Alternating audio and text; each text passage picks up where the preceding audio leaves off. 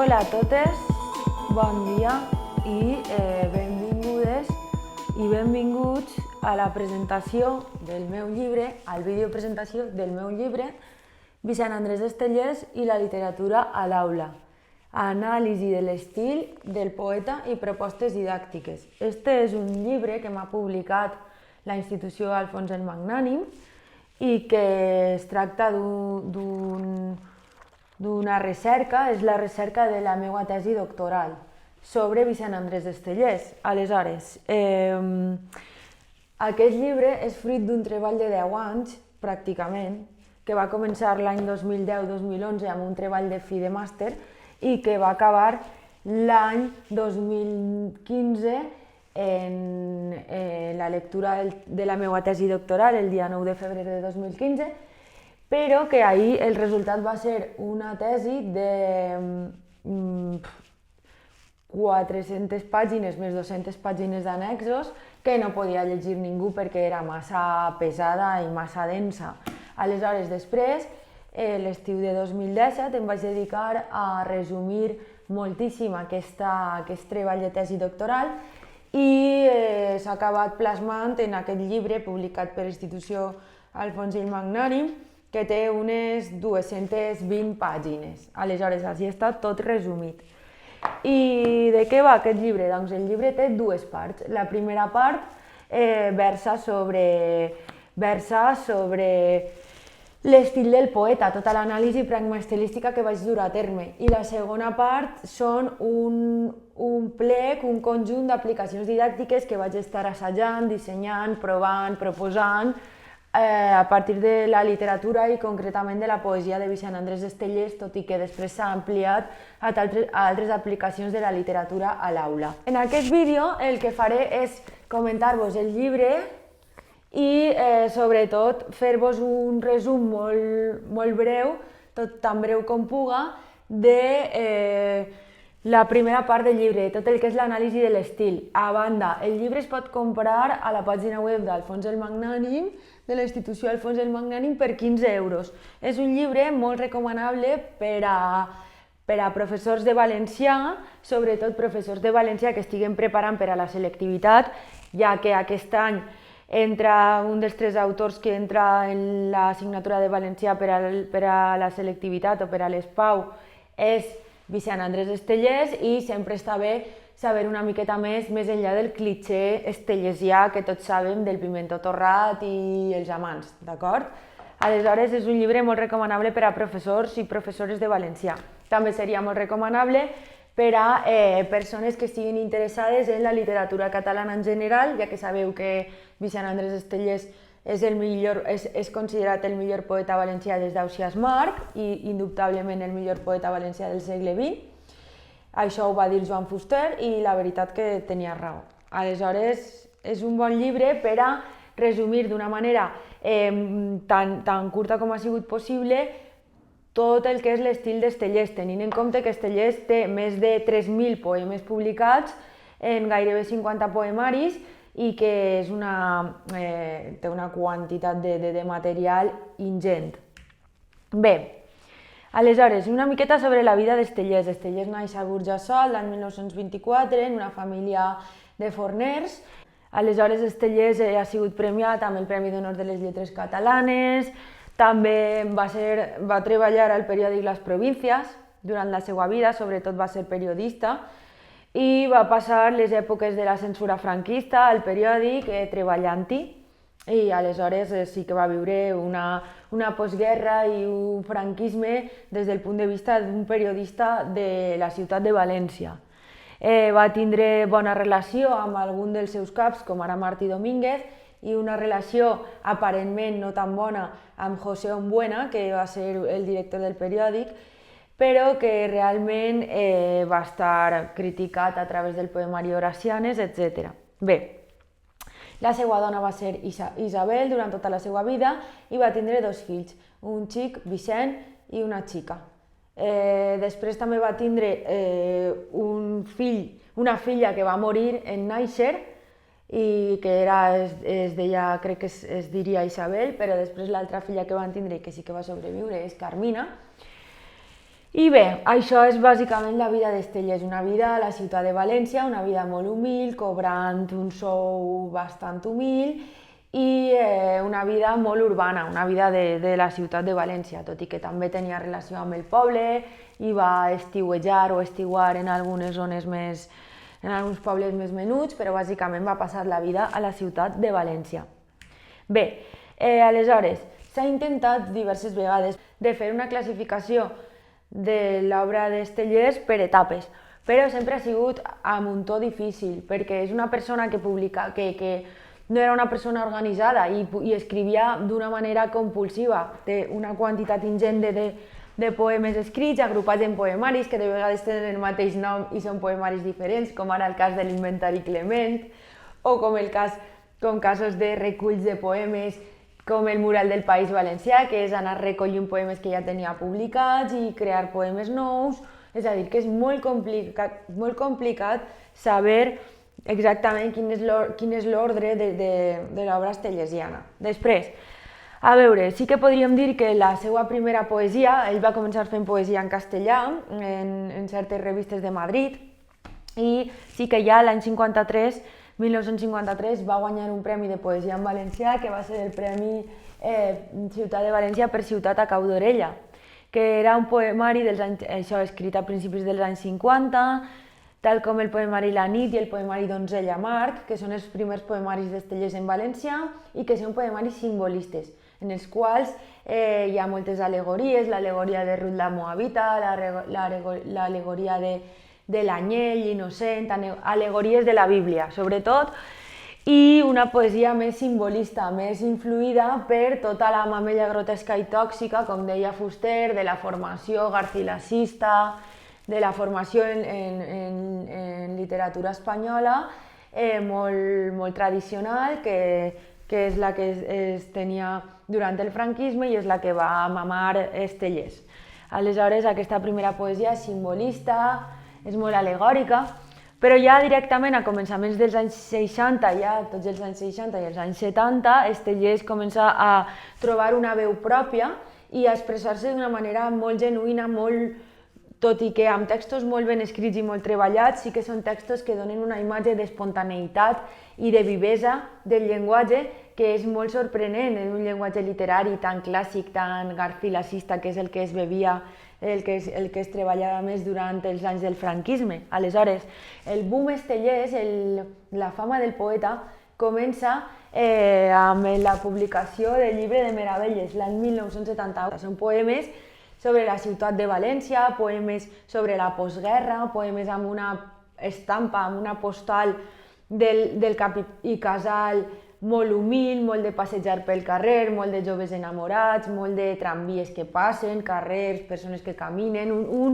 com una pintura dels carrers de València feta des d'una quotidianitat molt humil i una quotidianitat gairebé de postguerra. Això serien les dues primeres parts del Llibre de Meravelles. Després tenim Propietats de la pena, que és la tercera part, que sí que és tota una part més de reivindicació nacionalista, valencianista, si voleu. I ahí tenim el famós poema d'Assumiràs la veu del poble, i a partir d'ahí sí que és el germen del que serà la poesia més reivindicativa valencianista d'Estellés, que ja pren cos i forma i contundència en el Mural del País Valencià, en el qual ell s'autoproclama com si diguérem la veu del poble valencià, no? Aleshores, el Llibre de Meravelles és un poemari clau per a Estellés, en el sentit que recull les qüestions més antigues, més simbolistes, fa una mirada molt toponímica, molt humana, molt humil de la ciutat de València, i al mateix temps ja comença a apuntar cap a el que serà la reivindicació valencianista per la qual se'l coneixerà més, com el poeta dels valencians, com el símbol del poble valencià, tot i que realment això seria, quedar-se només amb això seria una visió molt esbiaixada del que és i del que fou Vicent Andrés Estellés.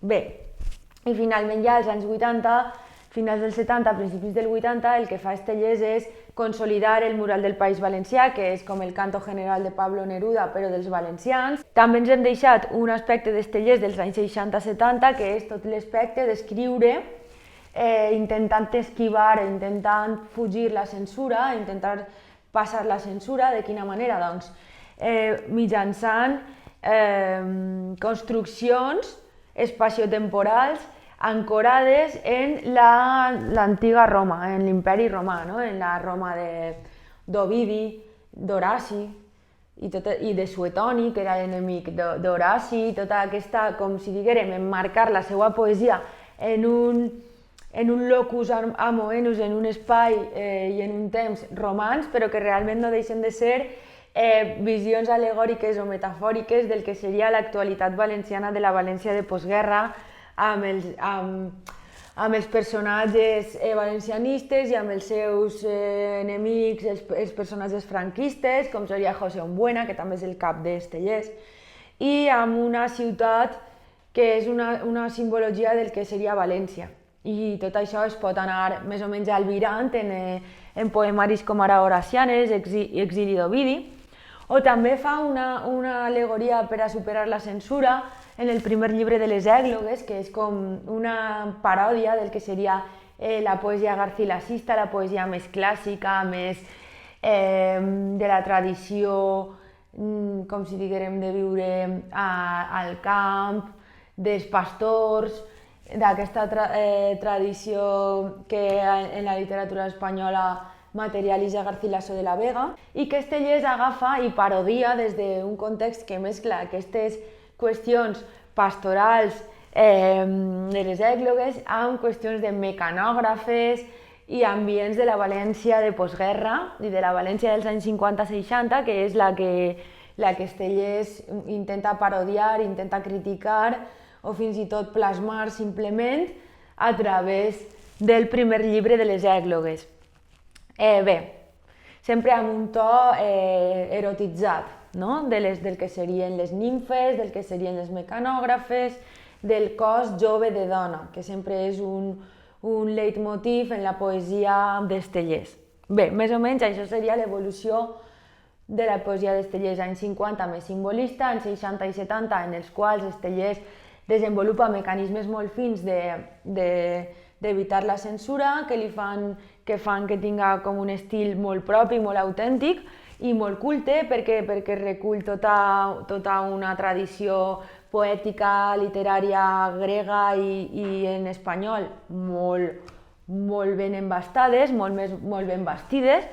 I finalment també en aquesta època tenim el llibre de Meravelles i esta poesia en la qual Estellés va trobant la seva veu com a veu del poble i també com a descriptor de la València de la postguerra i de la València franquista, humil i familiar i pobra, però al mateix temps amb moltes ganes de viure i amb una quotidianitat que ens apropa a l'universal.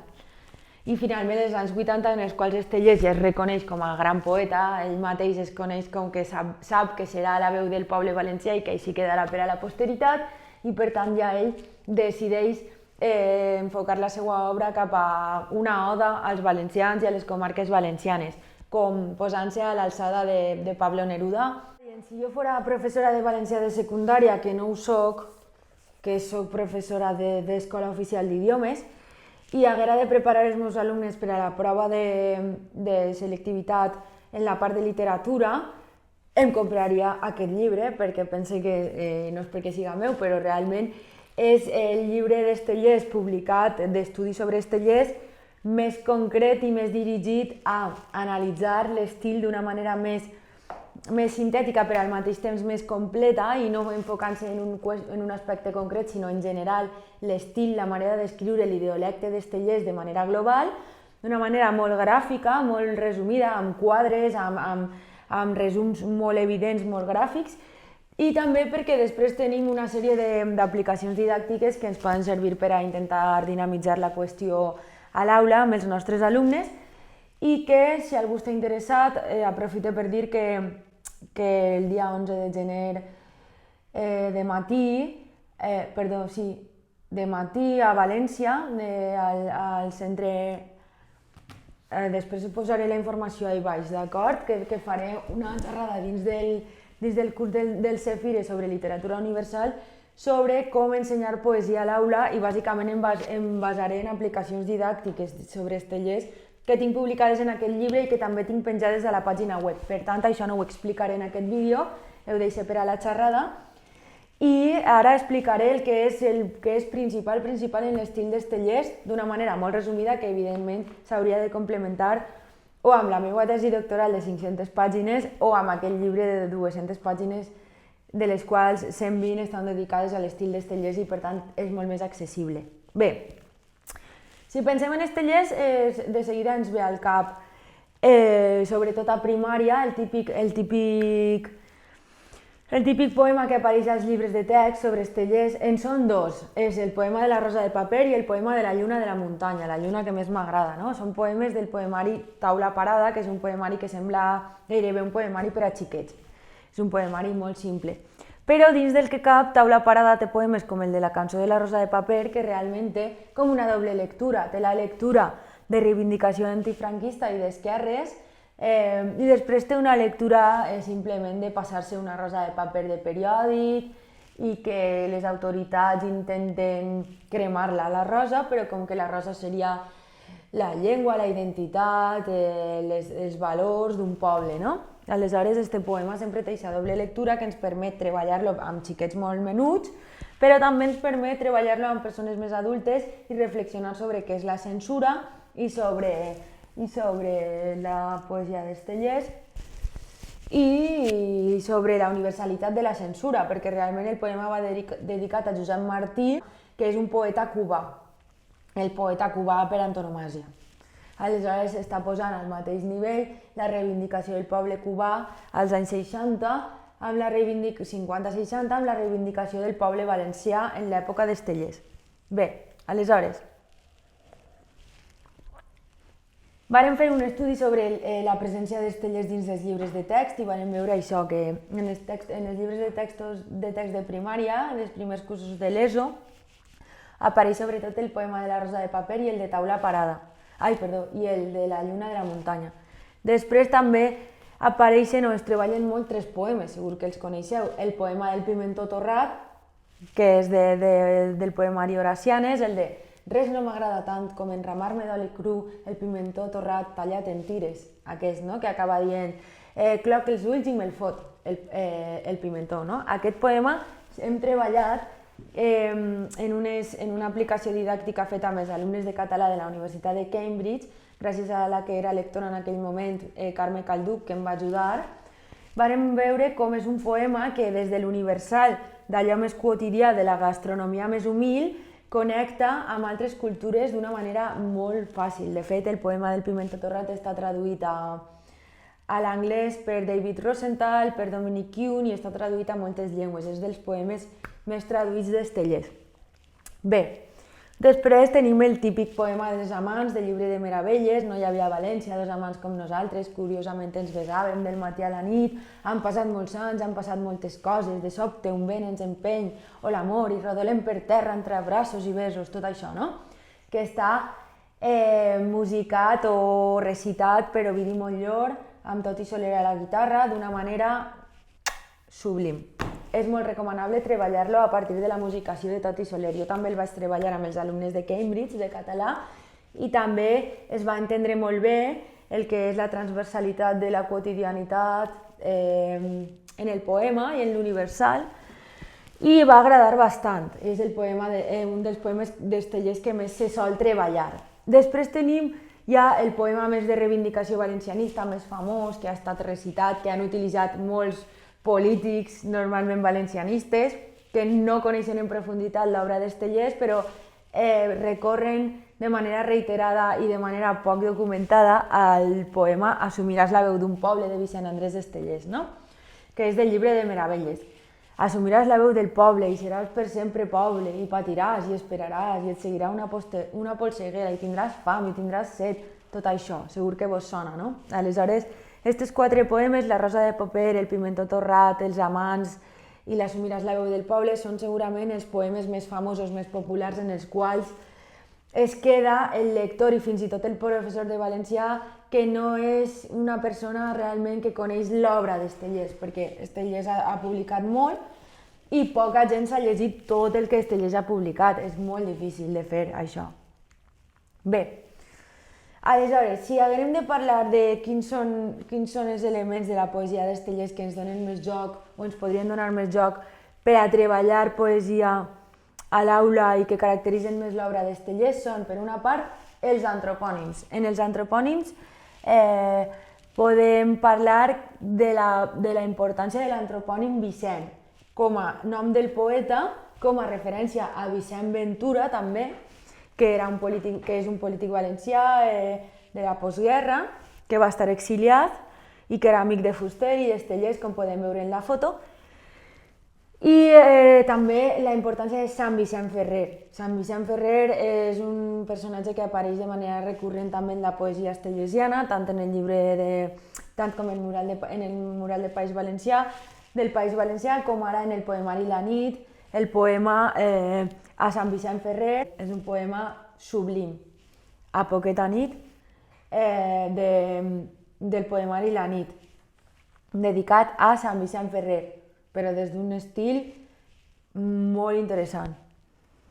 Bé, això quant a antropònims, també podríem perseguir l'antropònim Ovidi. Això quant a l'antropònim. Si resseguim el topònim dins de l'obra d'Estellés, podem explicar com en els primers poemaris, sobretot Ciutat a Cau d'Orella, no apareix directament el topònim, apareix en llocs abstractes. Després, en el llibre de Meravelles sí que trobem les primeres aparicions més toponímiques, més concretes de noms de carrers de València, de noms de ciutats especialment de València, de noms de persones, i això ho veurem molt reproduït en el mural del País Valencià ja en l'última etapa estellesiana. I després tenim el referent ficcionalitzat, el referent antroponímic i toponímic ficcionalitzat que trobem en les obres dels anys 60-70, que ja us he dit, ambientades en Roma o bé en el gènere poètic ègloga. Aleshores, en l'exili d'Ovidi, en les Horacianes, en el llibre de les èglogues, trobem aquesta ficcionalització, sobretot en Horacianes, de les ciutats, del topònim i de l'antropònim a partir de personatges romans, com ara parlar de Roma. Després tenim el tema de la qualificació, els adjectius en Estellés. Estellés té una manera molt peculiar d'utilitzar l'adjectiu. Per exemple, hem vist que els adjectius que més apareixen i que tenen un ús més estilísticament marcat en Estellés són fondo, llarg, darrer, antic, futur, fosc, humil, tendre, trist, amarg, cert, pobre i invicte. Per exemple, hem destacat l'ús dels adjectius cereal, vegetal, pedregós i groc per la seva originalitat en l'obra estellesiana. Per exemple, cereal està relacionat amb el tacte de la pell femenina, que és la pell erotitzada per Estellés. Després, el cereal molt, típic del forn, de la família de forners estellesiana, i també una descripció fotogràfica quan parla de llum cereal com la llum que reflecteix la pols en contrallum en les sales, en les habitacions, en les cambres de les cases, i que és una descripció molt fotogènica. De fet, Estellés té una capacitat de descriure gairebé de manera cinematogràfica en els seus versos molt remarcable. Després tenim vegetal. Vegetal és un adjectiu associat en Estellés a la dona. Estellés té una visió bastant patriarcal, bastant masclista del que és el gènere femení. Aleshores, per Estellés, l'home és un animal, és una cosa activa, una cosa amb un desig, i la dona és una cosa estàtica, esbelta, amb característiques vegetals, de suavitat, de passivitat. Aleshores, ahí sí que trobem un estereotip molt masculinitzat i de base masclista, que no està ben vist actualment, no era rebutjable en l'època d'Estellés, però ara sí, i que es pot servir per a treballar amb els alumnes la qüestió de la igualtat i la qüestió del gènere.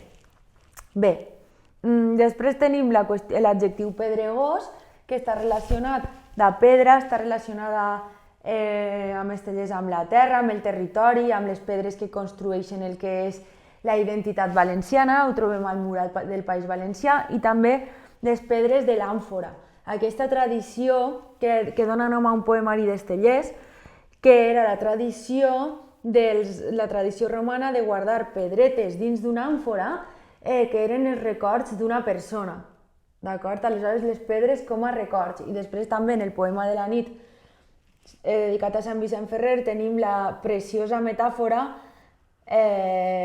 o comparació que diu que ens facin les paraules servei concret de pedres. I ahí també tenim l'ús de pedra d'una manera molt poètica i molt estellesiana, per cert. Bé, després tenim l'ús de l'adjectiu groc o també de la nominalització grogor, de l'adjectiu groc, relacionada amb la postguerra, amb una cosa vella, trista, desgastada, com existencialista de postguerra espanyola. Els trens grocs, els pianos, una certa grogor de pianos usats, la llum groga, el groc dels ossos, tot això ens recorda com a la postguerra a un temps de patiment, un temps a l'ombra d'assassinats, un temps antic, desgastat, pobre, que relaciona Estellés a través del groc i de la grogor amb la postguerra en les seues descripcions paisatgístiques en els seus versos. Després, seguint amb la qualificació, tenim l'estructura una certa grogor de, un cert més substantiu més de, o tenim també la doble adjectivació com a un mecanisme molt prototípic de la poesia estellesiana, assaonades, rodonors benignes, és un recurs eufemístic, o plena dignitat iconogràfica com a contínuum semàntic, i el contrast, els dolços ulls miops. Veieu? Utilitza la doble adjectivació amb una riquesa semàntica remarcable. Bé, després tenim també utilitzar un substantiu, la disjunció o, i un altre substantiu com a comparació, d'acord? Dir, per exemple, l'amor com pa o flor de taronger, torre del mar o guaita permanent, passen d'axars de venciment o pluja, brosses dolentes en grans muntons o feixos de silenci. Sempre utilitza això com una comparació, com una qualificació. Bé, després tenim la presència abundant d'estructures ausiasmarquianes en la poesia estellesiana que ens pot servir d'una manera molt útil per a treballar alhora de manera paral·lela Ausiàs March i Estellés, i perquè el fet que Estellés tinga tot el temps ressonant. Estàvem parlant d'Ausiàs March en Vicent Andrés Estellés, que és una figura clau, March en Estellés. De fet, en el llibre podeu trobar unes comparatives de substantius, de verbs, de metàfores entre Estellés i Ausiàs March i tota una classificació de llocs en la poesia d'Estellés en els quals apareixen títols, citacions, referències a Ausiàs March d'una manera més exhaustiva, que ara no podem citar perquè seria massa llarg. Bé, aleshores, què tenim? Doncs tenim l'estructura jo soc aquest que es diu, jo soc aquest que es diu Vicenç Andrés, tenim per exemple en Hamburg, en el poemari Hamburg, que és el jo soc aquest que es diu Ausiàs March, i Estellés ho agafa com una sentenciositat, com una identitat explícita, orgullosa dins de la seva poesia, com una autorreferència, però també en altres estructures. Jo soc aquest que em dic, tu eres aquell que persevera, jo soc aquell que duies de la mà, jo soc aquest que ara et du de la mà, tot això, no? Després tenim la combinació fondo-delit o delit-fondo que Estellés utilitza i Ausiàs March també utilitzava molt. Després tenim l'estructura comparativa així com cell o sí com aquell que utilitzava Ausiàs March i que Estellés també utilitza, com per exemple de manera molt original en Hamburg. De fet, Hamburg és probablement el poemari que més referències interioritzades té d'Ausiàs March. Segurament el llibre de Meravelles té més citacions paratextuals, citacions en subtítols, en títols, en comentaris, però no dins dels poemes, però Hamburg sí que interioritza molt la figura d'Ausiàs March. Aleshores tenim la preciosa versificació, així com cell qui en l'amant o en l'infant asseja un gest per fotografiar-lo, aquesta connexió de l'antic i d'allò més contemporani, de la fotografia en Hamburg, dins de la poesia d'Estellés, clar. I després tenim el senyal Ausiàs marquià, d'amor a amor, ja sabeu que el senyal era la manera oculta o velada d'esmentar l'estimada en la poesia de l'amor cortés. La poesia d'Ausiàs Marc es trobaria dins d'això, però no escrita en occità, sinó en català. I, per exemple, tenim amor, amor, que evoque, o amor, amor seria la paraula, o amor, amor de seda, és com un clitxé, una fórmula ausiàs marquiana que Estellés recupera. Bé, després tenim la qüestió dels substantius. Cal dir que la part de l'anàlisi de l'estil d'Estellés en aquest llibre, sobretot, es basa en la investigació a partir de la lingüística de corpus. Què vol dir? Que jo em vaig dedicar, durant tots aquests anys que vos he dit, a digitalitzar tots els llibres d'Estellés, a posar-los en una base de dades, a etiquetar en diccionaris de lingüística de corpus tot el que eren substantius, preposicions, adjectius, adverbis, gràcies al projecte Ivitra de la Universitat d'Alacant. I això em va permetre després fer cerques que em van permetre comprovar algunes afirmacions que estudiosos d'Estellés havien escrit en els seus llibres, però d'una manera més quantitativa, entre cometes, no? O sigui, recercar tots els substantius, o tots els adjectius, o tots els adverbis, o totes les combinacions adjectiu, substantiu-adjectiu, o tots els usos substantiu, disjunció o substantiu en l'obra d'Estellés, i tot això revisar-ho i veure si s'ajustava al que havien dit d'una manera més qualitativa els estudiosos d'Estellés fins al moment. Doncs Mariola Parisi, Ferran Carbó, Jordi Oviedo, Vicent Salvador, que és el director de la meva tesi, molts altres, no?, que han estudiat Estellés. Bé, doncs quant a substantius, vàrem destacar quins eren els substantius que més apareixien en els versos d'Estellés i els hem pogut classificar en 5 apartats: cos, elements naturals, elements humans, conceptes, temps i espai. Aleshores, diríem que dels més importants tenim amor, tenim camí, carrer, casa, cosa, que una paraula important en un poemari siga cosa, indica que és un poemari molt quotidià, molt col·loquial, no? O altres paraules del cos humà, com ara cor, cos, mà, pit, ull, sang, cap, o terra, d'elements naturals, o d'espai i de temps. La nit és molt important en Estellés. Estellés era una persona que treballava de dia i escrivia de nit, i per tant la nit era molt important per a ell. Els dies també, parlar molt dels dies, de la quotidianitat dels dies. Dels verbs en Estellés el que volem destacar és que es podem dividir els més importants, els 40 que més apareixen, els podem dividir en accions del cos, qüestions de seny i enteniment, o sigui, qüestions més metadiscursives, i qüestions de sentiments i de sensacions. Aleshores, destacàvem, per exemple, els verbs saber, recordar i pensar, que equivalien a uns substantius molt utilitzats com raó, record, pensament. Els records són molt importants en Estellés. Estellés és un animal de records, tal com diu en el llibre de Meravelles, i després té textos assagístics recollits en un llibre sota el nom Animal de records. Animal de records, lent i trist animal, ja no vius, sols recordes. És un poema del poemari Llibre de Meravelles. Bé, després, quant als adverbis, també vàrem repassar quins eren els 40 adverbis que més s'utilitzaven i, sobretot, ens vàrem centrar en l'ús de l'adverbi en ment, talment, com a comparació, que ho utilitza molt Estellés, talment una pedra.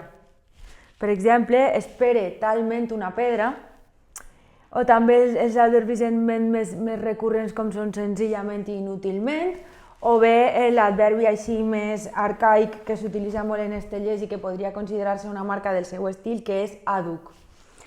Després també tenim una manera d'utilitzar l'adverbi en ment molt original en Estellés, que és la creació d'adverbis en ment, com per exemple l'adverbi adàmicament o l'adverbi nemorosament, i també una manera com de desplaçament qualificatiu que trobem en l'adverbi en ment i en l'adjectiu en Estellés, com ara tot deixa d'ésser però acompanyadament, no tinga res por a la nit.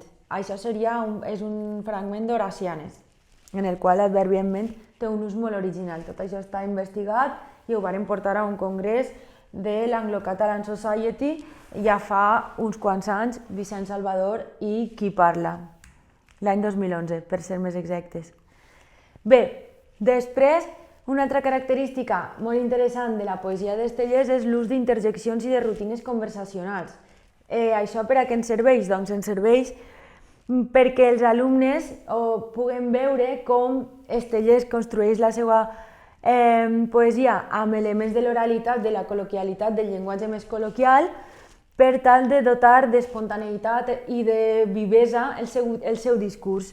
Aleshores, per exemple, trobem en Hotel París que diu «Déu el tinga en la glòria», o El gran foc dels Garbons, que és molt teatral, està ple d'expressions d'aquest tipus, com ara coneixement amb la beguda, o tenim moltes interjeccions com ara hola, adeu, bon dia, bona nit en la poesia estellesiana, i és especialment significatiu pel que fa a les interjeccions pròpies, segons la classificació de Maria Josep Cuenca, les interjeccions que no tenen tant de significat semàntic, sinó que són més orals, de l'oralitat, com ara a, ai, o, tot això ho tenim molt en el poemari Primer llibre de les Èglogues, que ja hem comentat abans. Bé, després hem analitzat també la presència de l'insult en la poesia estellesiana.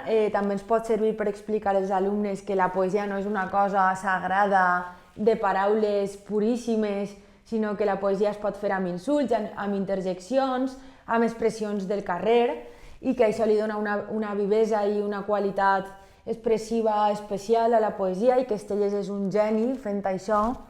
I, per exemple, tenim insults com ara l'homofòbia i el masclisme es troba molt present en els insults, perquè Estellés recull els insults del dir popular, i el dir popular, sobretot als anys 60-70, era molt masclista, encara ho és, però és que aleshores encara ho era molt més. Bé, per tant, tenim expressions com ara fill de puta, cabró, maricó, bastard, tot molt masclista, com veieu, o em caguen, la puta mare que l'ha parit. Tot això són expressions que apareixen en els poemes d'Estellés. Poden ser molt curioses per tal d'endinsar-nos amb els alumnes en una poesia i que vegin que és una poesia molt col·loquial. Tal com podríem trobar en els versos d'una cançó de trap, podem trobar qüestions paregudes en els versos d'Estellés, que podrien ser com el trap de la seva època, no?, en valencià. Per tant, desmuntaríem el prejudici segons el qual la poesia és un gènere molt seriós, formal, abstracte i inaccessible. Bé, la sentenciositat també és molt important en la poesia d'Estellés i la trobem sobretot en els epifonemes, és a dir, en els versos finals dels poemes, com ara en el Pimentó torrat, que acaba dient cloc els ulls i me'l fot. El pimentó està parlant d'ell d'una manera sacralitzada i de sobte clou els ulls i es fot el pimentó. I ahí es queda. Després també en el gran foc dels Garbons tenim el famós poema en el qual Estellés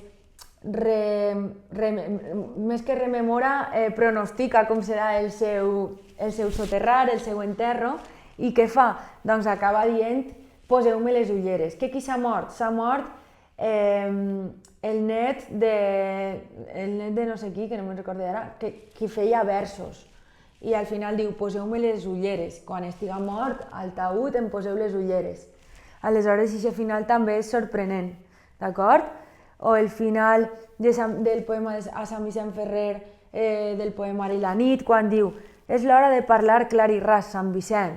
I finalment acaba dient, o de seure's en un còdol i callar ja del tot. És a dir, és un final el contrari de sentenciós, és com de dubtar de tot, existencialista pràcticament, perquè està escrit pràcticament a la postguerra, també.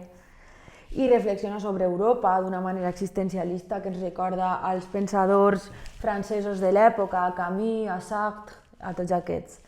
Després, també expressions ben masclistes, com ara al final d'un poema del Gran foc dels Garbons, que diu Vicenta, cada dia estàs més bona. Això ho podíem treballar a classe, com a qüestions negatives, no? Però bé, també com a qüestions innegables de la nostra tradició, que no podem tampoc negar que hagin existit, sinó que s'han de treballar a partir del fet real de la fraseologia popular. I molts altres, no? Molts altres elements de la sentenciositat, com ara quan cita el famós vers de l'Odissea, de quan Ulisses es troba amb el Minotaure i li diu qui eres? I Ulisses diu em dic ningú i ningú m'anomena. Això és molt sentenciós també, i el fet que utilitzi Estellés com a la veu del poble, la veu de tots, anònima, però que representa tothom, tots els valencians, és també molt comparable amb l'Ulisses de l'Odissea en aquesta escena. Després tenim l'estudi de la metàfora en Estellés. La metàfora en Estellés és riquíssima i gira molt a l'entorn de la mort. Té molta riquesa en quant a les metàfores amb la mort i amb les metàfores metadiscursives. Podeu treballar-ho millor a partir del llibre meu.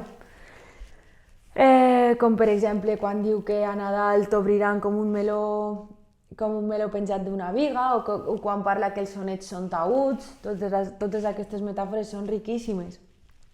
Bé, com estava dient, també són importants i significatius altres mecanismes retòrics estellesians que també són propis d'altres poetes, però que en la poesia d'Estellés els podem trobar tots concentrats, com són el desplaçament qualificatiu, sobretot a partir del complement predicatiu, la subversió fraseològica i la representació a través de variants.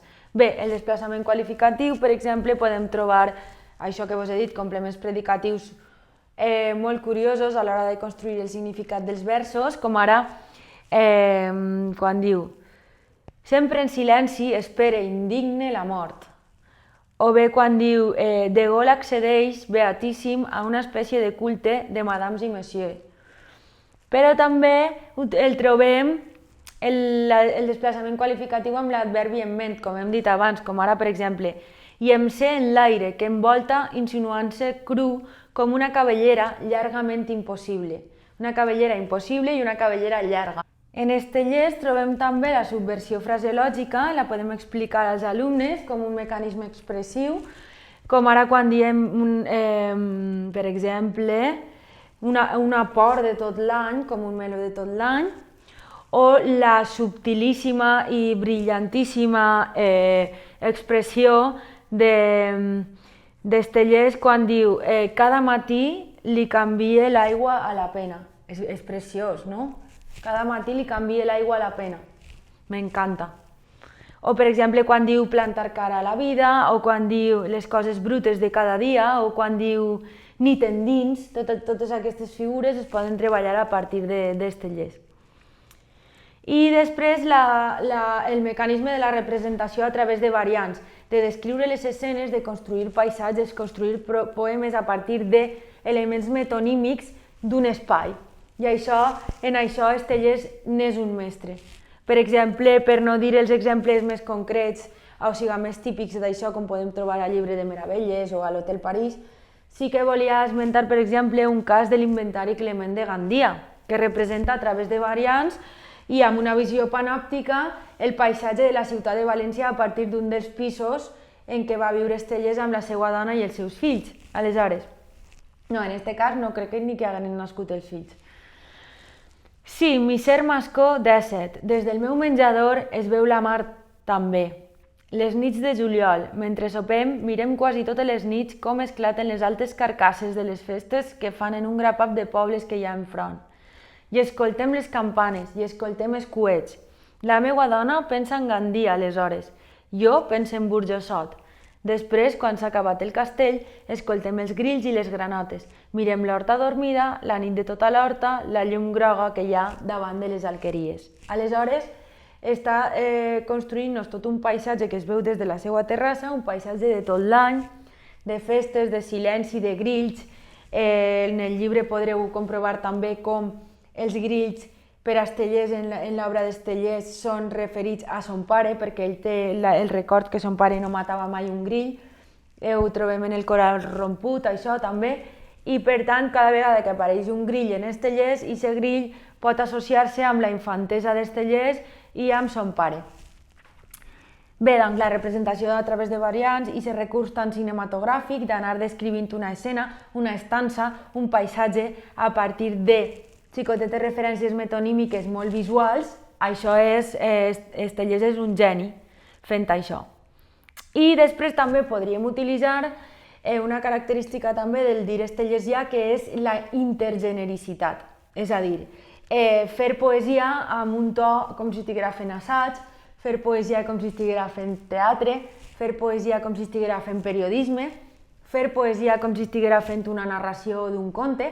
Aleshores, en la poesia d'Estellés, amb això i amb els títols dels poemes com a gèneres textuals d'un altre tipus que no siguin poètics, com ara epístola, com ara sonet, com ara sinfonia, com ara cançó, podem trobar tota una intergenericitat, una mescla de gèneres textuals que ens pot servir per a la reflexió discursiva amb els nostres alumnes, per a reflexionar sobre àmbit d'ús, seqüència o tipologia textual i després sobre gènere textual o motlle genèric, depenent de l'àmbit d'ús, etc. Per exemple, el poemari Boix, Eras i Armengol està en el llindar entre la poesia i la prosa, el poemari Elegies europees està en el llindar entre la poesia i el periodisme, i el Gran foc dels Garbons es trobaria al marge entre la poesia i el teatre. Bé, doncs podríem seguir parlant d'aplicacions didàctiques i d'utilitat d'Estellés i de què és realment important en Estellés, però simplement volia donar-vos uns xicotets traços als professors i professores de valencià i a les persones interessades en general en la poesia d'Estellés, perquè veureu alguns dels seus elements més importants i sobre els quals podeu aprofundir en aquest llibre, que es pot comprar per 15 euros a la pàgina d'Alfons el Magnànim i que m'ha costat molt, m'ha costat 10 anys d'escriure. És fruit d'un treball ardu de 10 anys. És a dir, que tot costa i que tot té un preu. Vinga, moltes gràcies i ens veiem. Si voleu conèixer la segona part d'aquest llibre, la part sobre aplicacions didàctiques, vos convide el dia 11 de gener de matí al Carmen de València, ara posaré la informació per ací, a la xerrada de literatura universal en la qual parlaré de poesia a l'aula a través d'aplicacions didàctiques, sobretot a partir de la poesia d'Estellés, però també d'altres tipus i que podeu trobar en el mateix llibre que vos estic explicant ara sobre l'estil d'Estellés. Moltes gràcies, una abraçada i fins aviat!